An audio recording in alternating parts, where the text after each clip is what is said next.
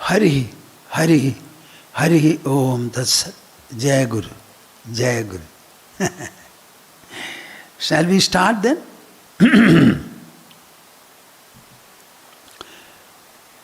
Madhya Hridaya Kashe Sadanandamayo Guru Udetu Satatam Samyak Swasyananda Prabodhagaha Swasyananda Prabodhagaha Hari, Hari, Hari Om Tats Jaya Guru. Now, as usual, we shall have the chorus recitation of the most auspicious and spiritually profound Omkara, the monosyllable. As usual, interlock your fingers and put them on your lap. Sit comfortably erect. Close your eyes. Open the mouth and join me. Join me with your mind and heart open.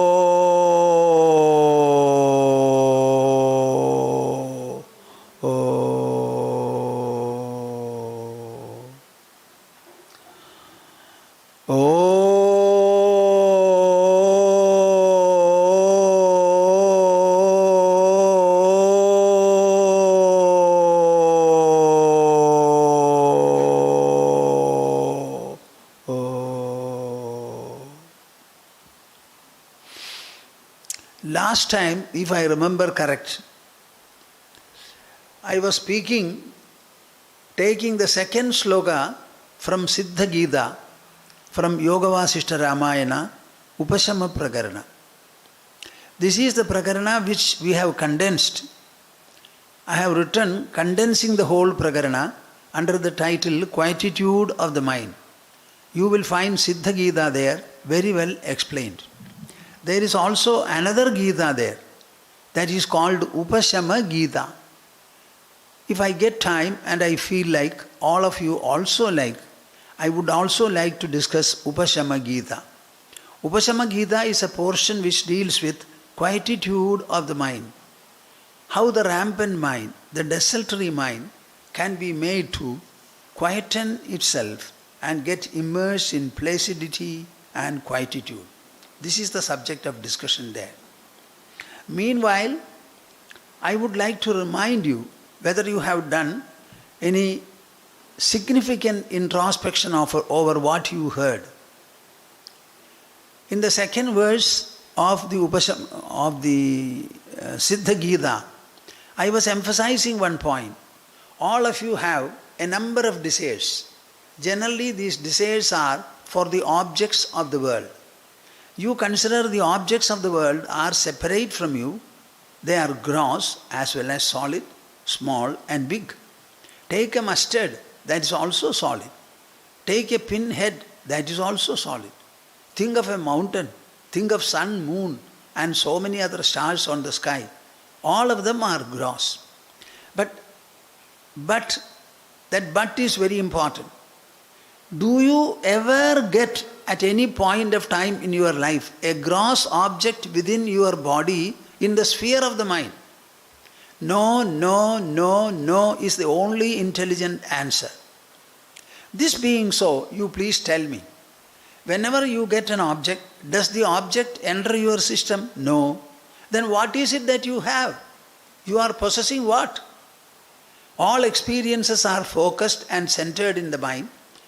In the experiencing mind level, do you have any gross object from outside? No. Then what do you have? You only have a mental imprint of the object. What does it mean? Always your desires are for mental imprints. And when the desire is fulfilled, You only get that imprint in the mind. And is the imprint of the mind different from the mind substance? No, no, no, no, a million times.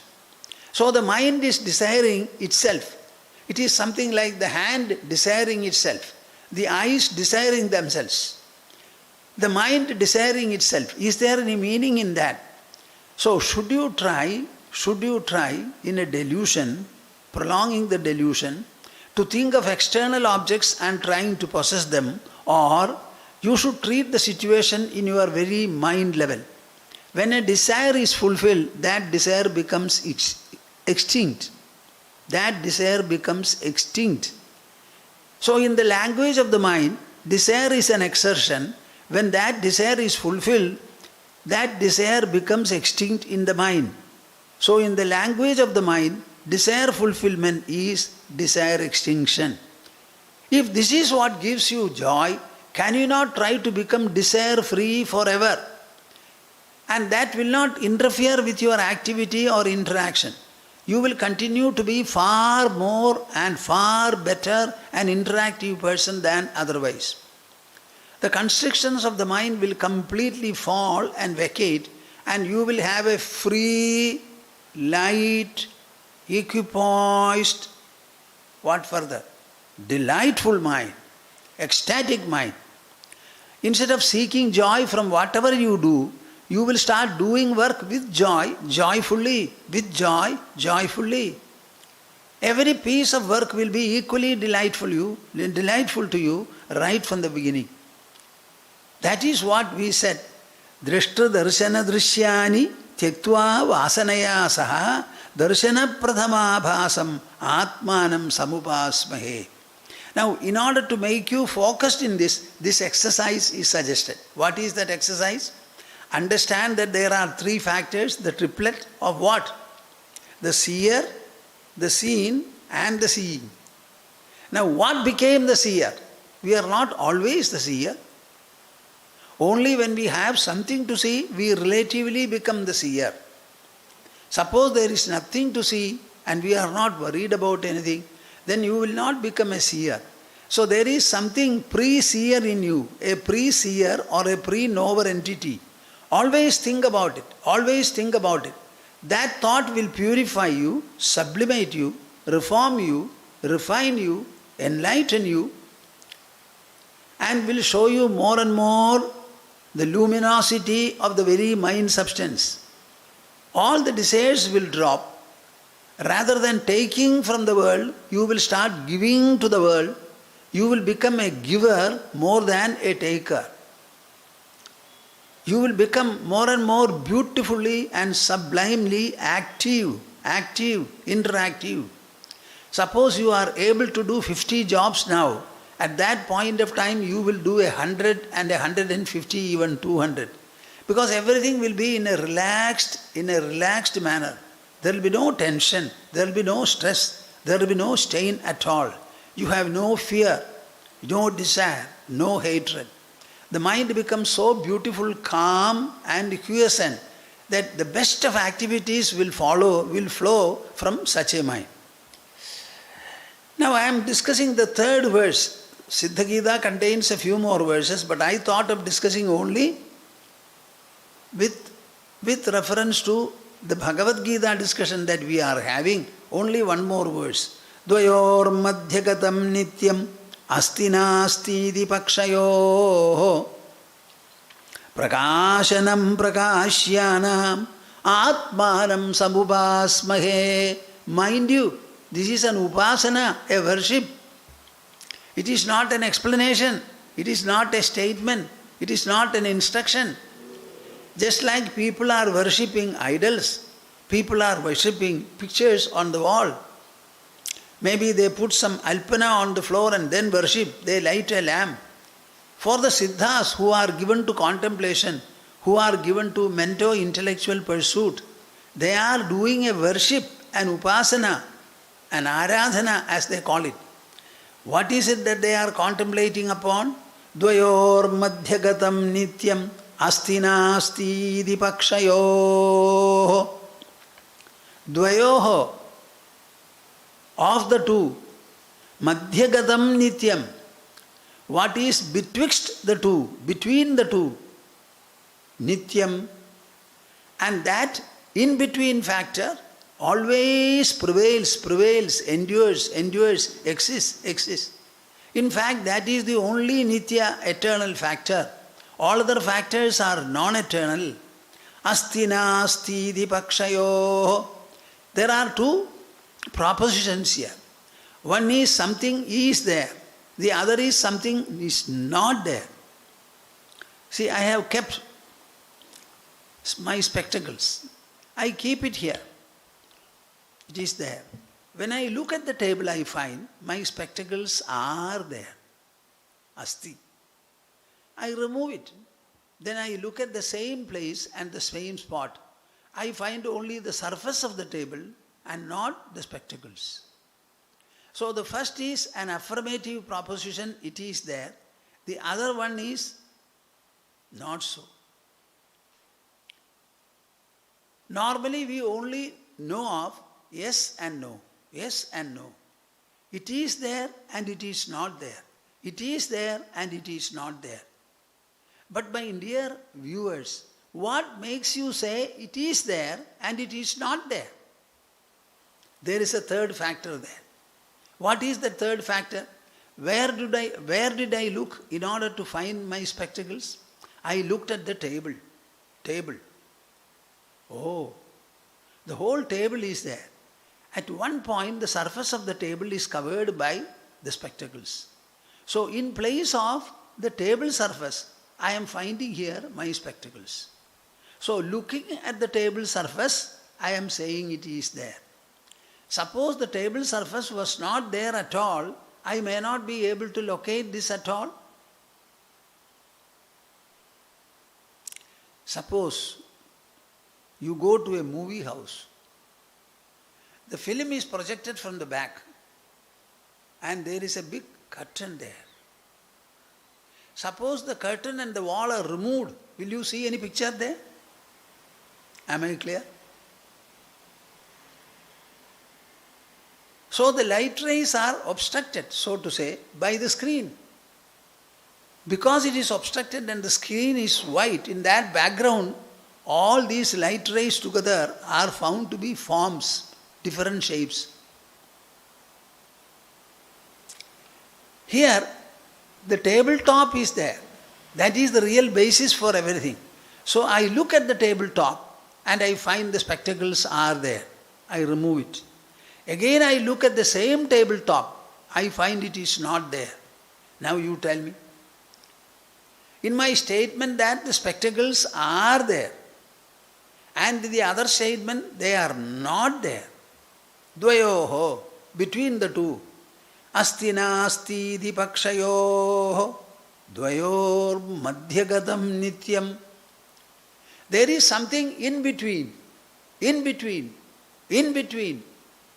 That in-between factor constantly repeats. As I told you earlier, you have sukha, happiness. Afterwards you have unhappiness, dukkha. Now, before happiness was the in-between factor. After sukha, again the same factor. After dukkha, again the same factor. That same in-between factor, does it ever change? No. Is it not because of that the happiness began and the happiness ended?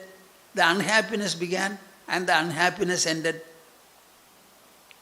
What enables the two to emerge and subside? So there is a madhyagatam nityam. There is an in-between factor. And that does not change at all. It is nitya, eternal, ever present, untransforming, changeless, not at all evanescent. The changes are only to sukha-dukkhas. Changes are only to existence and non-existence, presence and non-presence. So, dvayor madhyagatam nityam asti nasti dipakshayoho prakashanam prakashyanam. Now you think in general and broadly, is it not the tabletop that makes me see everything like this? Is it not the screen that makes me see all people, all kinds of activity and all actions? Prakashanam prakashyanam. That is actually the illumining source. All the others are the illumined. What is the illumining source? When you are happy, happiness occurred to you. That occurrence of happiness, who experienced it? I experience it. Again I become unhappy. Unhappiness also I experience. So in the presence of this I alone, happiness is possible to be and unhappiness also follows. The two are transiting, they are transitory. Whereas the enabling I remains untransforming, non-transitory. That is the prakasha, the real source of illumination. All the other things are illumined, illumined, illumined. So the other things are objects, they belong to the objectude. And this one is the source, the subject. All the objects are emerging as well as subsiding in the subject hemisphere. The subject remains the same. Objects go on changing and they emerge and subside, emerge and subside, emerge and subside. Think a little more. What is it that emerges and what is it that subsides? See, from the source something comes up and into the source it subsides. So, in between also it is not different, it is the same thing. But it is because of ignorance and delusion that you misunderstand and make a hue and cry about it. My dear souls, whatever comes from the world will go. Nothing is going to change you at all, touch you at all, alter you at all. We cry for some time, thereafter we stop crying. Laugh we do for some time, thereafter we stop. Every wakefulness is ultimately followed by sleep. The uniform factor is the sleep. The divergent factor, the manifold factor is wakefulness. We woke up from sleep, and at the end of the day we go back to sleep. Why don't you think about this uniformly present sleep, the real factor? And it is the sleeping person that wakes up. So is not wakefulness the creation of the sleeper? As the dream was the creation of sleep within the sleep state, when he wakes up and remains wakeful for about 17 hours of the day, is it not emerging from the sleep? And who slept? I slept. I slept. I slept. It is an intransitive verb. Because it is an intransitive verb, it implies no object at all. So I slept, unconscious of the body, unconscious of the mind, unconscious of the intelligence, unconscious of the ego, not to speak of the world. So I became unconscious of everything conceivable. Nevertheless, I slept alone comfortably. It is this I who has woken up. So you tell me, whose creation is wakefulness? Has the world created a wakefulness for you? Or you have become wakeful? Answer me, my dear souls. Don't become indifferent and inattentive and lazy. Who becomes wakeful? Who contributes to your wakefulness? Who maintains it? Who sustains it? Who dissolves it? Who brings it back again? Is there any external factor at all, any time in the whole experience of your life? You don't require technology to answer this. It cannot also. You don't require a microscope or a telescope for this purpose. You only require to employ your intelligence. Cogently think about it. Take the three states into account: wakefulness, sleep, and also the dream. Our life consists of all the three. Understand it. These three occur to us, not to the world, not to the sun, not to the moon, not to Vaikuntha, not to Kailasa, not to God. These three are occurring to you and I, the individual. And the whole life is nothing other than your wakefulness, your sleep and your dream. Your wakefulness, your sleep and your dream. Unless you wake up, this world is never there. The world is shown by the senses, felt by the mind. The world never shows itself to us. Suppose somebody comes and stands before me, including God. I close my eyes. I will never see him at all. God will have to beg of me saying, Swamiji, I have come, don't be unkind. Open your eyes, please see me so that I have the satisfaction that you have seen me. Then I will open. What are you saying? This is India. This is our philosophy. This is our culture. This springs from Himalayan confidence and clarity. This world is not going to seduce us. It is not going to allure us. It has nothing to contribute to me. Let a particle of the world object enter my mind and give me an experience. Then I shall honor the world. I shall prostrate before it. Not until then. Prakashanam prakashyanam atmanam sabubhasmehe. People are wondering whether there is a self, whether it can be seen. Should we not renounce everything to go to Himalayas, spend dozens of years there in austerity in order to see the self? Not at all. Self is within your heart. Do you require to go anywhere in order to open your heart and see something that is present there? Can you not see your heart within your bedroom as much as you can within your puja room? Can you not see your heart while you are traveling on an aircraft or anything else for that matter? Our within is visible only to ourselves, not to anybody else. The world is revealed by the senses. The senses have only outgoing capacity. Right from the birth of the child is sensing. First is perhaps the touch, second is the taste, the third is the sound, and finally the child begins to see. Is it not so? Think and answer. What is it that we are saying? How can you miss your subject? Caught up in the objects. The object becomes object only in front of the subject. The whole universe, the entire world, the entire objectitude, it is nothing but O-B-J-E-C-T for me. Everything is an object. And where is the subject? Not anywhere outside. Anything outside is objective. So the subject can never be outside. It can only be within your body. Your living body is the only source which you can examine and understand and locate what is the inner presence that animates and activates the body. Let us be very clear about it. Use your intelligence, apply it properly, like the judges do after hearing so many cases and so many arguments. Apply your mind, apply your intelligence and understand this. Dvayor madhyagatam nityam asti nasti dipakshayoho prakashanam prakashyanam.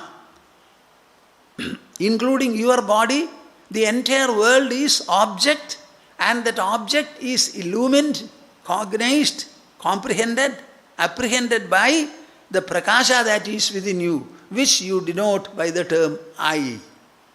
Yes, all the grief I experienced, all the joy I experienced.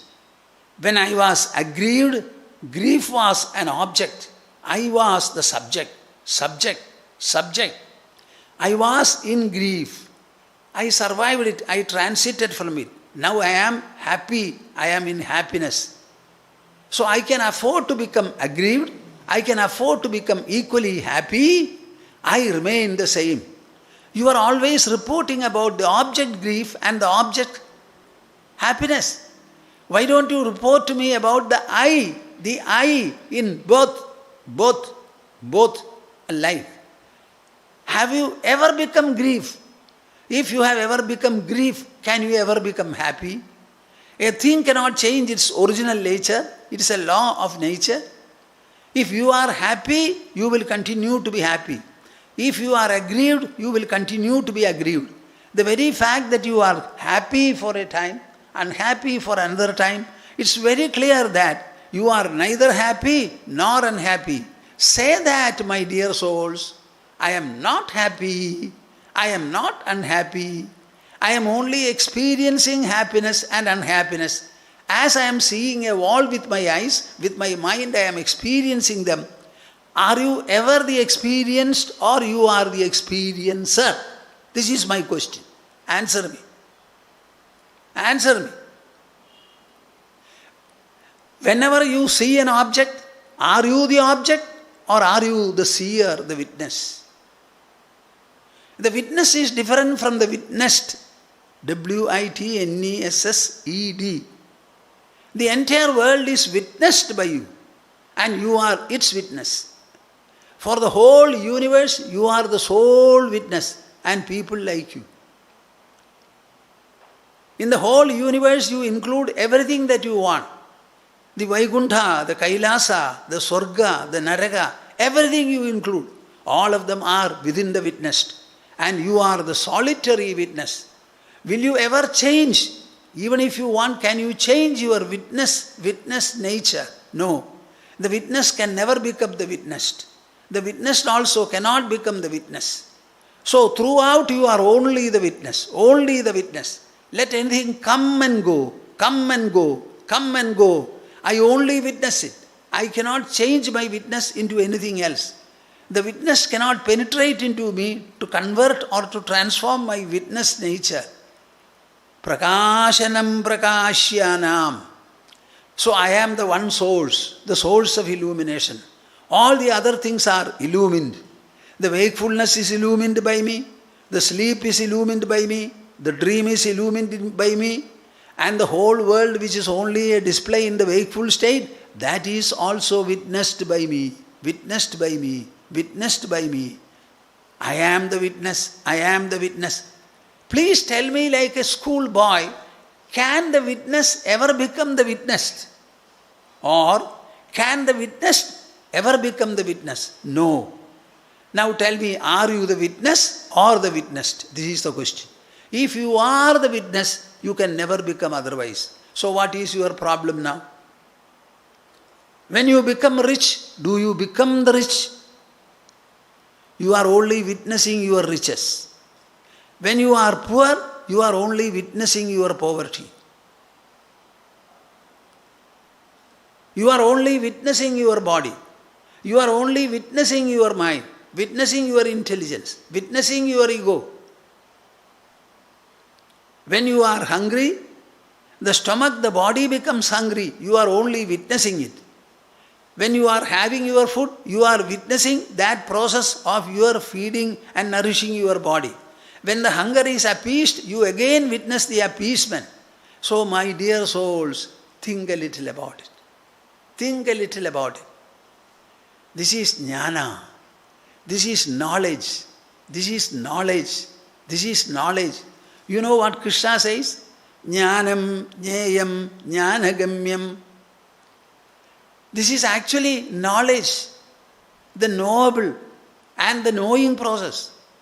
This knowledge can be attained only by taking up the knowing process and pursuing it. And whether it is jnana, jneya, the to be known, jnanagamya, can be approached by the process of knowing, hridi sarvasya vishtidam. It is clearly located, situated within one's own body in the heart. So tell me, what is the distance to your goal in life? What is the distance to your goal in life? It is zero. Zero is the distance. Zero is the distance. Not even a millimeter away is your goal. Let there be a reformation in your thinking. Try to become refined, enriched by knowledge. Understand that there is something called the subject knowledge as different from the object knowledge, which alone is taught in all academic centers right from the primary or pre-primary class to the postdoctoral research centers. Only the object knowledge is hunted there. The subject knowledge is never looked for. You have to take up the mission. That is what Janaka is doing by listening to Siddha Gita. Such a great Maharaja who went for hunting. When he heard, stopped. All the followers were left. He started receding inward. And they are singing. Bah, what is this? There was nothing greater as a feast for Janaka Maharaja. He left everything and started listening to them. As they were contemplating, he also became a contemplator. Prakashanam prakashyanam atmanam samupasmahe. So we are also worshipping in the way of contemplation this wonderful Atma, the Self, which is present between yes and no propositions, existence and non-existence. It is present between them, between the two, revealing both of them. And it is the one source of illumination which illumines everything, everything, everything. Have you got it? What shall I think now? Shall I at least feel that a group of listeners, a group of viewers have been hearing this discussion, and certainly they are participating in the discussion and trying to feel the touch, the pulsation of the message conveyed. We will go to the Gita verse next. I was speaking on the 15th verse of 2nd chapter. Now we go to the 16th. Nasato vidyate bhavo, nabhavo vidyate sadaha, ubhayorapi drishtontaha, tu anayoho tattvadarshibihi. We told you that we propose to continue this session as long as it is possible and all of you like it, relish it. That means all of you should be with us while the discussion is going on and thereafter. It also means you should start learning these verses. So I want you to follow me. Repeat what I say. The few people who are around me from the ashram, our inmates, they will also repeat from here. You can repeat along with them yourselves. This is how, at great distances as we are, we get connected and we become together one through this recitation. Nasato vidyate bhavo, nasato vidyate bhavo, nabhavo vidyate sataha, nabhavo vidyate sataha, ubhayorapi drishtontaha, ubhayorapi drishtontaha, tvanayoho tattvadarshibihi, tattvadarshibihi, ubhayorapi drishtontaha, ubhayorapi drishtontaha, tvanayostattvadarshibihi, tvanayostattvadarshibihi. Generally, I don't explain this verse so much. You know why? It is very, very philosophical, highly logical, extremely rational. I would like to tell you that, in spite of being so, Krishna presented this for Arjuna. What kind of Arjuna? Arjuna who was grieving, who said, Nahi prapashyami mamapanudyat yachokam uchoshanam indriyanam avapya bhuma vasapatnamrdham rajyam suranam apichadhipatyam. My dear Krishna, understand me, listen to me, look at me. Grief is generally in the mind. It remains there. In my case, the grief which is tormenting my mind has become so powerful. It is blazing and it is scorching my senses, my skin, my body. Can you imagine?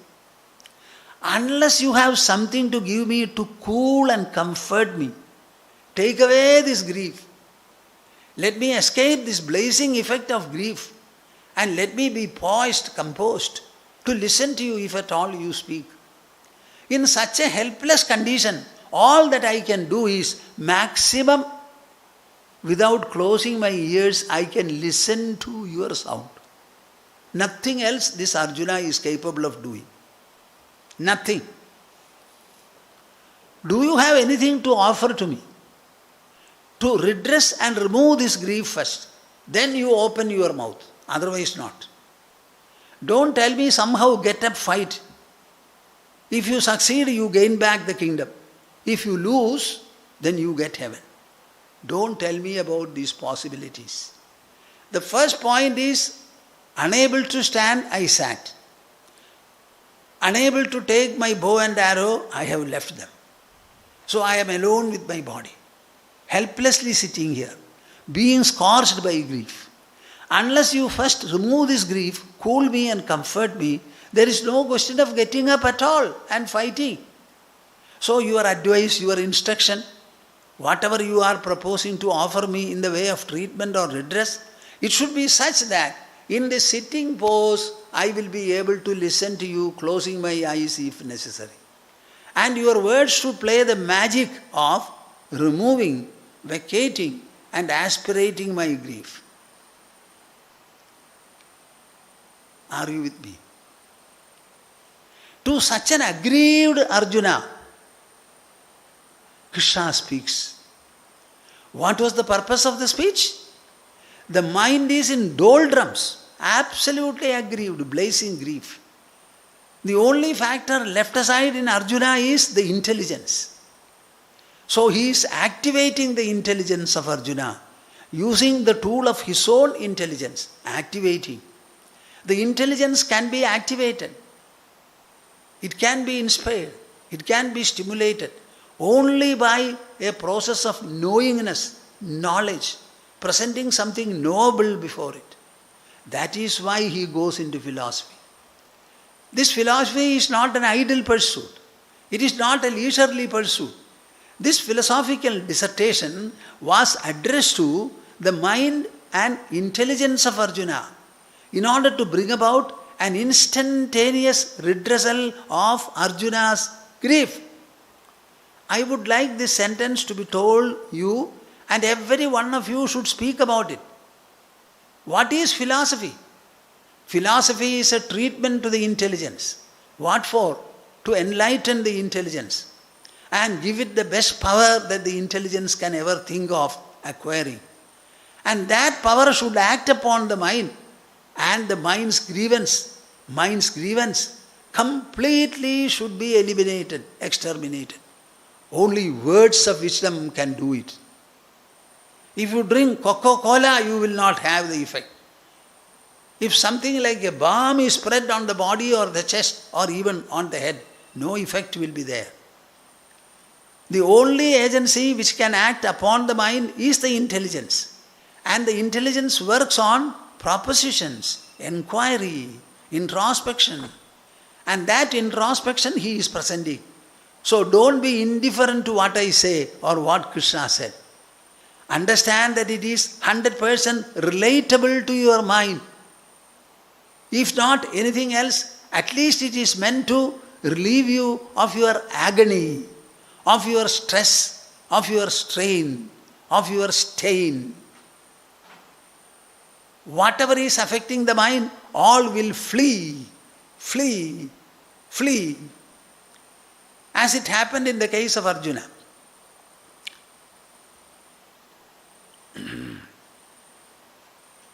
Only 64 letters Krishna spoke first in the way of an admonition.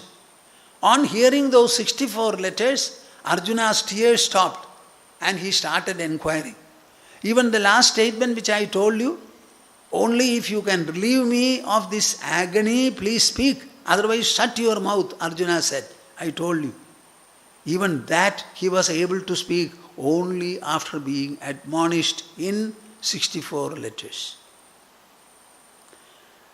Nasato vidyate bhavo, na bhavo vidyate sataha, ubhayorapi drishtontaha, tu anayos tattvadarshibhihi. Krishna is not speaking alone. He is not manufacturing an instruction or an advice. How beautifully, humbly and honestly he says, Tattvadarshibhihi. What I am going to tell you or what I am telling you, Arjuna, it is a great truth.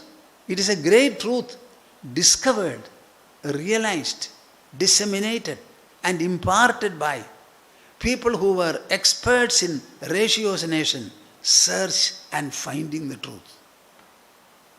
Tattvadarshibihi, giving full credit to Tattvadarshana and Tattvadarshis, Krishna is speaking. He doesn't say, these are my words. I am telling you because you are in distress and whatever I say, you will hear. No, no, no, no. This is a voice, this is a message coming from the knowers of truth. Our country had the fortune to have. You know, our culture, Sanatana culture, the immortal and the eternal culture, it was evolved in the prehistoric days. There was nothing like history then. The moment you understand it is prehistoric, you cannot date it at all. That is why we call it immortal and ageless. Right at that time, the world was the same. It was made up of the same Panchabhutas as the world is now. Earth was there, solid, fluid water was there, gaseous air was there, fire in the form of energy, light and heat was there, and space. These were the five then and also now. No difference. So far as human personality is concerned, we have a body with 5 knowledge organs, senses, and 5 action organs, Jnanendriyas and Karmendriyas. Inside we have a mind, then an intelligence, and then an ego. And ultimately we have the I. These were there even in the ancient man. The modern man also has these and nothing else. So tell me whether the world has changed? Have the Panchabhutas changed? Has the human personality changed? Then what kind of a change are you reporting? All the changes, science, technology, inventions and what not, only for destruction, construction very few. How many industries are there? All of them mindlessly pollute the atmosphere. Everybody is extracting something or the other from the earth and depleting the earth. We are not able to think of a beautiful way of life whereby a better earth will be bequeathed to our successors. That kind of a thought pattern is not yet there. Some people are speaking about, like World Research Institute, etc. So our Sanatana Dharma was evolved in such a manner that we never destroyed the surroundings, nature or the creation. Why? Because we were happy. With all the science and technology, instead of happiness, can you get hopiness? The same happiness is there. It is an emotion of the mind. Happiness is not in your house, in your flat. Happiness is not in your car. Happiness is not in your hand or body or stomach.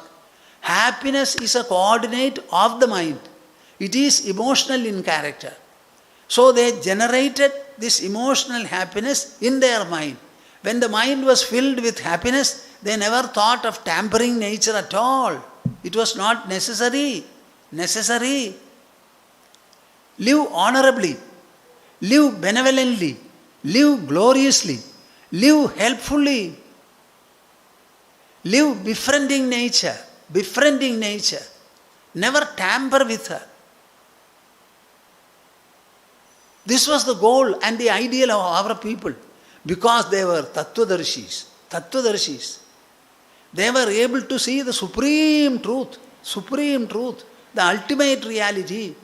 When the ultimate reality they were able to locate in their own heart and mind, in their own within, Their external search naturally got terminated. Are, push, push, push.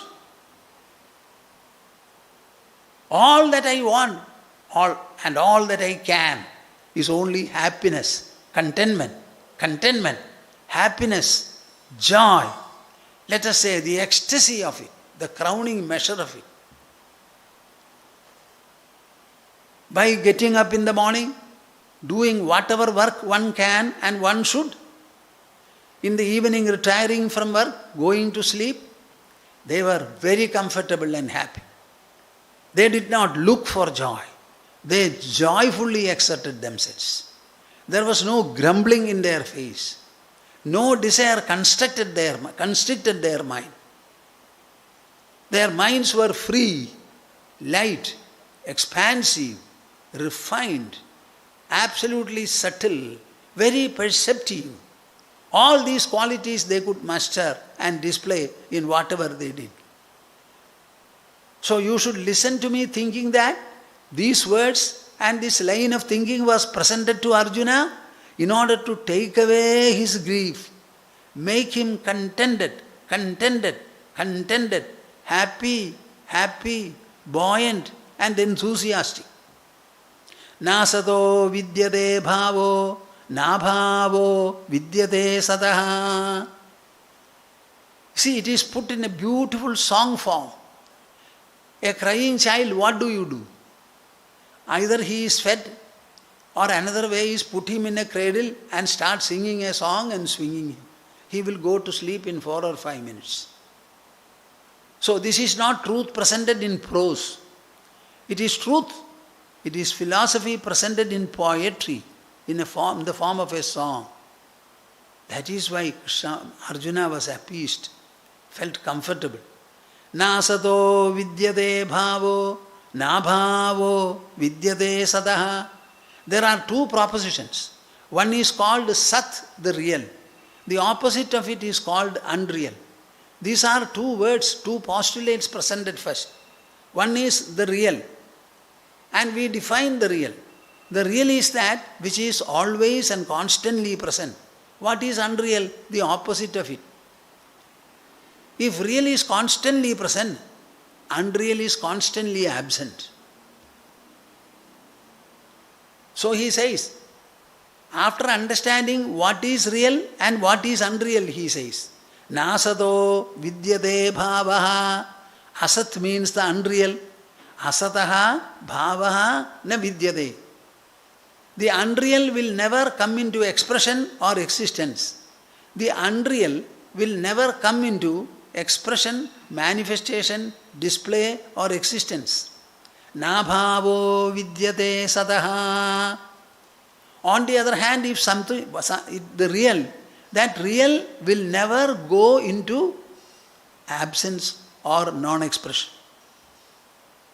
So the real will never cease to be and the unreal will never come to be. Are you following me? The Sat will never become absent and the Asat can never become present. If this is the difference between Sat and Asat, Ubhayor abhi drishto andaha.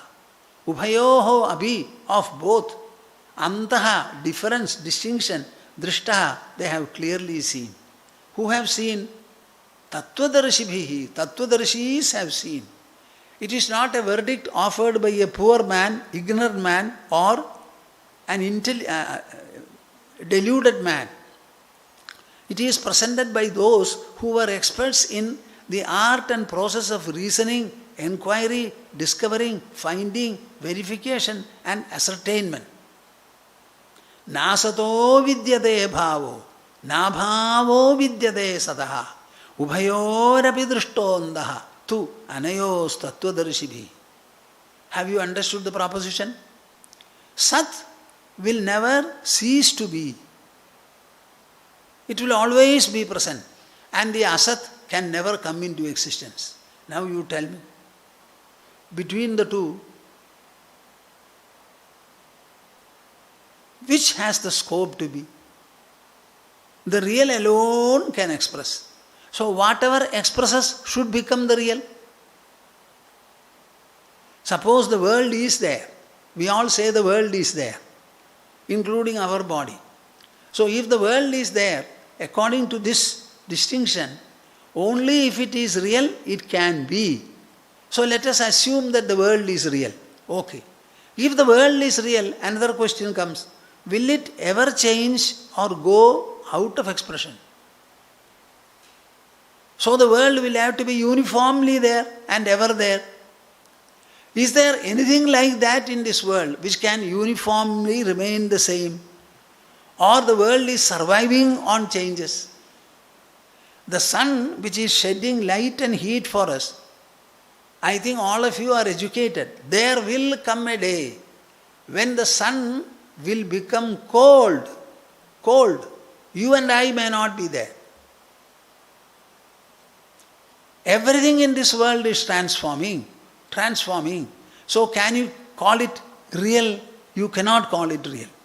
Then can we call it unreal? That also is not possible. Why? It is after all expressing. It is always existing. We first of all look into the world, we experience the world, and it is the world experience we analyze and determine that it is changeful. The body that you have today, you did not have the same body 10 days or 2 weeks earlier. And you will not have the present body after 2 weeks. Trillions of cells are generated and also used up and destroyed. So a portion of your body, percentage-wise, every day changes. We can even calculate the number of days required or the number of years required for the total replacement of the body, reconstruction of the body. And the mind is changing. Intelligence is also, ego also. The wakefulness changes. We go into sleep. Sleep changes. We wake up or go into dream. So you tell me which factor is there without any change? So we have a changeful world. If it is a changeful world, we cannot call it real at all. Then how is it that it comes into expression? That is the point that you have to think. A constantly changing phenomenon, by virtue of itself, it cannot be surviving at all. See, when wakefulness completely changed and we went into sleep, can the wakefulness reappear again? Because it has totally disappeared, gone off. Again we bring it back. So who brings it back? Wakefulness has gone and sleep has come. Now the sleep has to go and somebody has to bring the wakefulness. So that factor must be different from wakefulness and different from sleep and different from dream. The three together we call what? What? Three. Suppose we call wakefulness 1, sleep 2 and dream 3. Other than the three, there must be a fourth factor. That fourth factor is called Turiya. T-U-R-E-E-Y-A. Turiya. Literally it means fourth. It is not first, second, third and fourth. It is on the other hand 1, 2, 3 and other than the three, fourth. It is to indicate its difference from the three. That Turiya, the fourth factor, is what sustains changelessly. That is what we refer to by the term I. I am wakeful. I slept. I dreamt. I am wakeful again. That I is not involved in wakefulness. When wakefulness transits, the I does not transit. When sleep terminates, the I does not terminate. When dream interferes, then also the I does not get involved. So that fourth factor, Turiya, is the supreme reality. Nasato vidyate bhavo, nabhavo vidyate sataha, ubhayorapi drishtondaha, tu anayoho tattvadarshibhi. My dear Arjuna, I told you about Sukha-dukkhas, they come and go. Because they come and go, they cannot be the real. Though they are not real, we cannot totally dismiss because we are seeing, we are experiencing. This experience is not because of sukha or dukkha, but something different from both, in between both, which remains different. And because of that sustaining factor, that eternally present substratum, that substratum brings about these conditions and experiences.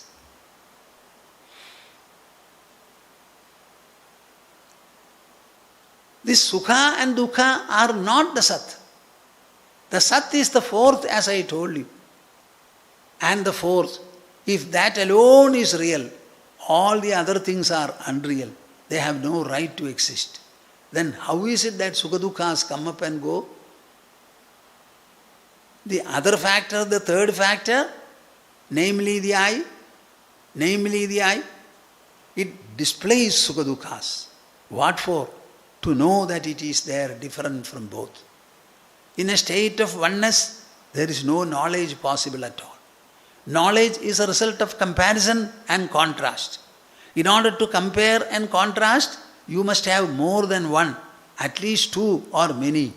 That is why the world is manifold. Many number of things, plurality of things are there. You can compare anything with anything, contrast anything with anything, and develop your knowledge. So, if the Atma alone were there, it could never be recognized, known or dealt with. So the Atma, the Self, displays sukha and dukkha. It displays a feeling of comfort, a feeling of discomfort. It's only a display, a manifestation, a superimposition of the Self on itself. There is nothing called sukha in reality. There is nothing called dukkha also in reality. Both of them are superimpositions. They are all pratibhasas over the Self. Without the I, can you have sukha? Without the I, can you have dukkha? Whenever you refer to dukkha, are you referring to dukkha first, or are you saying, oh, I am unhappy? So what is the first factor? The first factor is I and am. After having said I and am, then you say I am happy or unhappy. So the happiness and the unhappiness, are they not displayed by the I, by the am? By virtue of its own power. Whose power? The power of the I. A sleeping person sees a dream. That dream creation, is it not completely affected by the sleeper? Is there any second factor or person helping the sleeper in order to dream? And in sleep, what is he? He has left everything. The world, his body, mind, intelligence, ego. Then he sleeps. And from that I slept, that I state, the dream creation evolved. Without any help from any second factor. So imagine the potential of the Self, the power of the Self, the inscrutable power that it holds. It can create anything at will, uncreate also, bring about changes in creation as well. These are the three powers of the Self. To create something, to uncreate something, and also to bring about changes in what is. If these three powers are attributed, nothing more is required. So where do we stand now? There is nothing like sukha or dukkha. That is why they come and go. They have no substance. They have no reality. At the same time, we cannot dispose them of saying that they are unreal because we are experiencing. So they are being experienced due to what? Due to the experiencing I. It is the I's own display. When you start feeling in this manner, you will find the sukha dukkhas become more and more thinner, feebler, lighter. Thinner, feebler, lighter. And tell me the what maximum of feebleness? How much it is? They will thin down to such an extent that you will never say, I am happy or I am unhappy. I am. But you cannot say I am happy in the ordinary sense of the term. Because we are still living in this world using objective vocabulary, we will not change our talk. But closely inquired, they will say, I am neither happy nor unhappy. Happiness and unhappiness, they belong to the witnessed, not to the witness. I am only the witness of happiness, witness of unhappiness. How do you describe him? You cannot call him happy and unhappy. If I were happy, I would have continued to be happy forever. If I was unhappy, I should have continued to be unhappy forever. Both are not. I am flexible. I am free. I am unconditioned. I am unaffected. To be happy and to be unhappy alike. Imagine my flexibility. Imagine my sovereignty. Imagine my source level, the source nature. Nasato vidyate bhavo, nabhavo vidyate sadaha, ubhayorapi drishtondaha tu anayos tattvadarshibhi. My dear Arjuna, my dear viewers, Arjuna heard and understood this. Like Arjuna, my wonder is, are you understanding what the Swami says? Never be shaken. Shaken by what? Whatever plight or fate or misfortune or discomfiture or consternation or tsunami comes, you will still remain the witness of all that. You throw a challenge to world, throw a challenge to God. My dear God, can you make me non-witness? No, certainly not. He himself has entered into your being and he remains as the witness. Nothing will dislodge him. Nothing will affect him. Affectation is all besides him. In the mind level, in the intelligence level, in the ego level, in the bodily level, in the world level. All are within the witnessed. Ubhayorapi drishtondaha. They have clearly seen the difference between the two. So are Sukha-dukkhas real? No. If they are unreal, have they any claim? Can they claim anything? No. So be firmly seated, firmly seated. The I continues to be. So I am the ever-continuing, ever-present I. I am not the fleeting and the transitory Sukha-dukkhas. Sukha-dukkhas, if at all, are superimposed by the I on itself. It is only a display. It's only a display. It's only a manifestation. What for? To reveal itself as the third, itself as the substratum. If Sukha-dukkhas were not there, then the Atma, the substratum, would not have been thought of, found and realized. It is with the help of Sukha-dukkhas that we understand there is a middle state. There is a pre-thinker state. I am that. There the Sukha does not touch. The Dukkha does not touch. That is why I repeatedly say, in your whole personality, the Panchabhautik body is there, the metaphysical, the non-bodily element or factor called the mind is there, intelligence is there, the ego is there. Still further beyond, there is a plane, there is a hemisphere there. In that level which you refer to as the I, nothing touches, no action proceeds, no effect befalls. It remains sovereign, supreme, sovereign, supreme. If you are able to realize it, you become like that. When you realize the self, you become the self. You become the self. You behave like the self. There is nothing short of it. Nasato vidyate bhavo, nabhavo vidyate sataha, ubhayorapi drishtondaha tu anayoho Tattvadarshibihi. Tattvadarshis have discovered and ascertained this. I am only presenting their discovery and ascertainment to you, Arjuna. Don't miss the context. Why Krishna is saying like this? Krishna is penetrating into the inner personality of Arjuna and wiping off, exterminating the overpowering and blazing grief. This is the only way. There is no other way.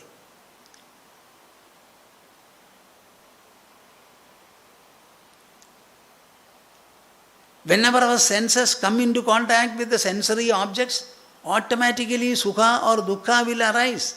That will continue to be. Because that is an outcome of the sense-object contact.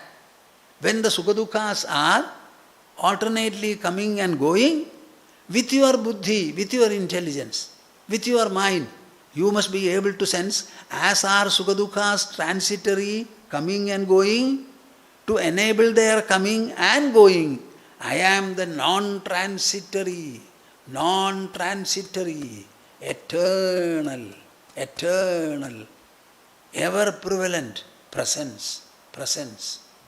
Asangoham, punah.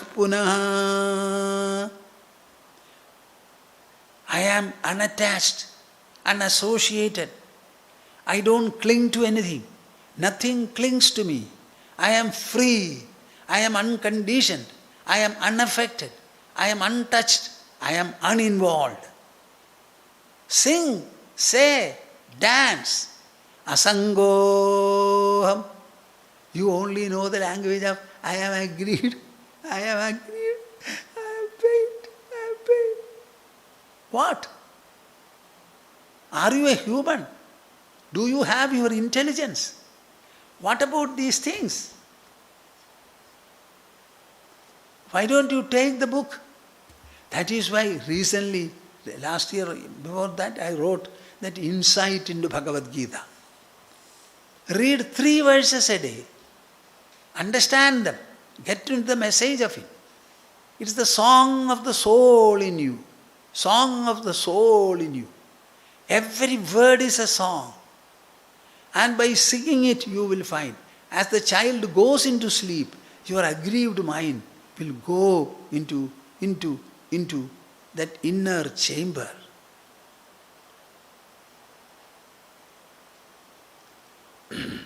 You should understand that relationship. Don't miss it. This philosophy was sung to Arjuna to take away his grief. And Arjuna started participating in the discussion, showing very clearly that he has overcome the grief and he was ready to stabilize his position further by listening to Krishna. Nasato vidyate bhavo, nabhavo vidyate sataha, ubhayorapi drishtontaha tu anayos tattvadarshibihi. I will recite it for you. So many times I have recited, you have heard, and I have spoken also. Now let this shloka be ringing in your ears and heart. Follow me. Nasato vidyate bhavo, नासतो विद्यते भावो nabhavo vidyate sataha, नाभावो विद्यते सतः ubhayorapi drishtontaha, उभयोरपि दृष्टोऽन्तः त्वनयोः तत्त्वदर्शिभिः. Now, this is all from Gita, Bhagavad Gita. Swamiji, this Bhagavad Gita is a knowledge text. Though it is presented in poetry in the form of a song, it is all hardcore knowledge. We find it a little hard. Are you going to say this? We have a book called Srimad Bhagavatam. Srimad Bhagavatam is a full authority, a compendium on devotion. It discusses 3 subjects: devotion, dispassion, and the knowledge of truth. Bhaktihi, viraktihi, bhagavat prabodha. The triplet that is offered by Srimad Bhagavatam always will be bhaktihi, devotion to the Lord, viraktihi, dispassion to the world, perishable world, fleeting world, and bhagavat prabodha, that in between the knowledge and realization of God. Srimad Bhagavata doesn't say you all come to Vaikuntha and live with me. No, Srimad Bhagavata doesn't say that. Srimad Bhagavata says right in the second verse, Sadyo hridya varudhyate etra kritibihi shushrushu bistakshanad Ishvaraha. The purpose of this text is to enable all of you, provided you are good and noble, to install the Supreme Lord in your heart.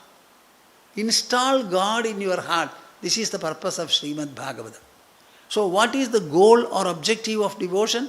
Installing God in your heart. And Srimad Bhagavata enables you to do this. It has altogether 12 skandhas, 12 sections with so many chapters. I think it is about 335 chapters or so, distributed into 12 skandhas. In the 10th skandha, Krishna's birth, life, growth, exploits and excellences are discussed. In the 11th skandha, which is called Mukti skandha, it is a skandha on liberation. Means what? Freedom. Freedom. Freedom from what? Freedom from the mental, intellectual shackles of your life. Freedom from stress. Freedom from strain. Freedom from stain. Freedom from anxiety. Freedom from concern. Freedom from fear. Whatever is negative in your mind, to get freedom. That is called moksha. Moksha is not something that you enjoy or look for after the fall of the body. Everything is a gain here or a loss here. Experience is only when you have a body. In a bodiless state, you will have no experience at all. This body is called Bhogayadanam. This is the one to enjoy and suffer from, and also to experience ecstasy. The body is necessary. In the absence of the body, you will have no experience at all. So all the talk are speculative in nature, only to satisfy a few people who do not know anything. We don't want to send them away. So, bhakti, virakti, bhagavat prabodha. So in the 10th skandha, Sri Krishna. Then in the 11th skandha, this Krishna Paramatma, who was born in a body, lived for 125 years, and he was preparing to go back, because Brahma and the others came and submitted a memorandum to him. What was the memorandum? My dear Lord, you left your seat and you have come. All that you wanted to accomplish, we wanted you to accomplish, it is all over. Why are you continuing? 120 years are the normal span of human life. You have extended it by another 5. If I don't come and request you, you may continue again. So we were all anxious and concerned. So I have come here and I ask you to come back. He said, yes, that is what I also think. But by my birth and exploits, my Vrishnikula, my own dynasty has become proud. They are so proud that they will never listen to anybody. When I am there, they will have to listen to my voice. The moment I go, they will be like overflowing oceans, destroy the whole society. So the only way is I will get that they are destroyed, and then I will come back. Uddhava, his chosen devotee, heard it and he felt anxious. Uddhava was so close to him that he will eat whatever is left over by Krishna. He will wear the dress today which Krishna wore the earlier day. So close he was. He came to Krishna, who was seated in Dwaraka leisurely after having sent back Brahma with whatever he said, the promise. Uddhava went and told him, I cannot keep away from your lotus feet even for half a second. So when you go, take me also. What is this? Can a dying man take others also? He himself doesn't know that he is dying and he doesn't know where he goes. So it is not possible. So he started telling him, before I leave Uddhava, the best will be for you to leave so that it is my problem. You go to Badarikashrama, live there in between Naranarayana mountains, thinking of me, bathing in the cool waters, pure waters of Alagananda, and enjoying the breeze of Himalayas, waiting for the passage of time which brought your birth of the body to take away the body. Then Uddhava realized. He thought that whatever Krishna says is nectar to him and he will obey. He said, I am not able to leave. I cannot leave Dwaraka and my own people. So I am suffering from a delusion. Please get rid of it. Instruct me. So the instruction started. Now I will recite one verse if possible now. At least begin it. Nayat purastadudayanna paschad madhye chatanna vyabhadesha matram bhutam prasiddham cha parena yadyad tadeva tatsyad iti me manisha. I was explaining to you this madhya principle. Then nasato vidyate bhavo. This is what Krishna was telling Uddhava in Sri. Krishna was telling Uddhava in Srimad Bhagavatam, which is a bhakti scripture. So you cannot escape this. Have the right attitude of reception. Try to get enlightened. Expand your mind. Don't be foolish. Don't be deluded. The mind which is clinging to now, as it clings to, it can also drop and become free. Don't constrict your mind. Understand the mind in its own nature. Understand its potential. It reflects the whole of the universe. Look at the sky. The countless stars are reflected as mental imprints and you see them.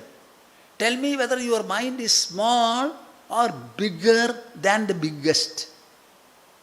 What should be the potential of the mind? So don't try to delude me with your song of incompetence. Never, never. I will never accept it. So this is what Krishna tells Uddhava. There also the problem was to penetrate into the personality of Uddhava, take away the delusion and weakness from the mind by providing him knowledge, enlightening the intelligence and make the intelligence purify and enlarge and expand the mind. Krishna succeeded. Uddhava also succeeded. And at the end of the talk, he said, my dear Lord, I am going. I find it very difficult. But give me your sandals. I will put them on my head and shall walk. So he drenched the feet of Krishna with his tears, circumambulated him, and turning back, he went. Devotees think that Uddhava is still living between Naranarayana mountains. This sloka I will explain in the next session. But I wanted to give you, this is the message of bhakti as well. To the chosen bhakta, Krishna is presenting this statement. Okay, we shall stop now. I have written quite a number of books condensing the whole of Srimad Bhagavatam. It is called Srimad Bhagavata Parivrajana Parampara series. So it is my meandering in the text of Srimad Bhagavatam. I think 16 books or how many books? 16 books are there in Malayalam. But all of them have been already written, translated into English by Prabhakaranji. But one of the books we have printed in English, that is Krishna's instruction to Uddhava.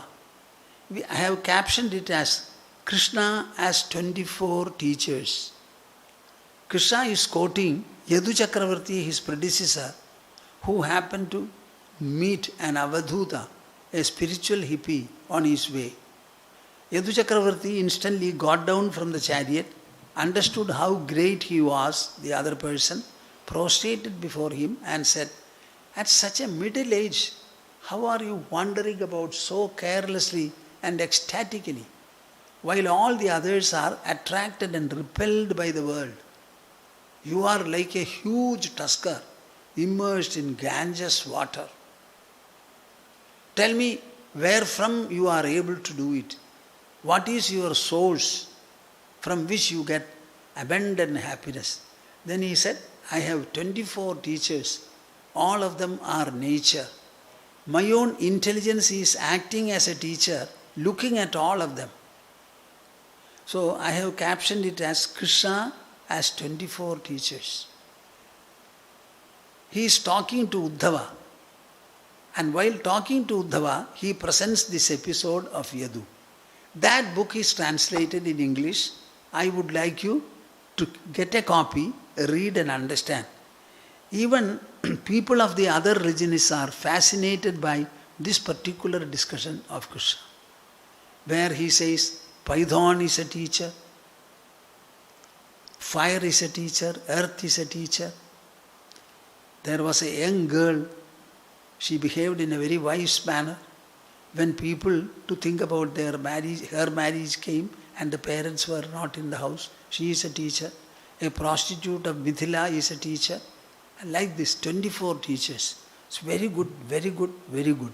Get a copy, read, understand, and tell your children. It can be for storytelling also.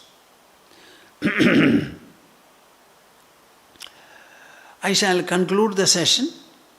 We will have a conclusional Omkara recitation in chorus.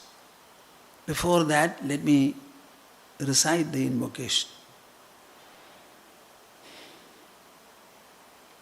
Samvedyavarjitamanuttamamehamadyam Samvitpadam Vikalanam Kalayan Mahatman Hridyeva Tishtha Kalanarahita Kriyam Tu Kurvan Akartrapademetya Samodita Shri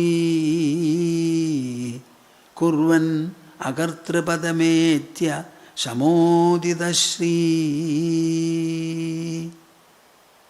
Hari, Hari, Hari. Now we shall recite Omkara chorus.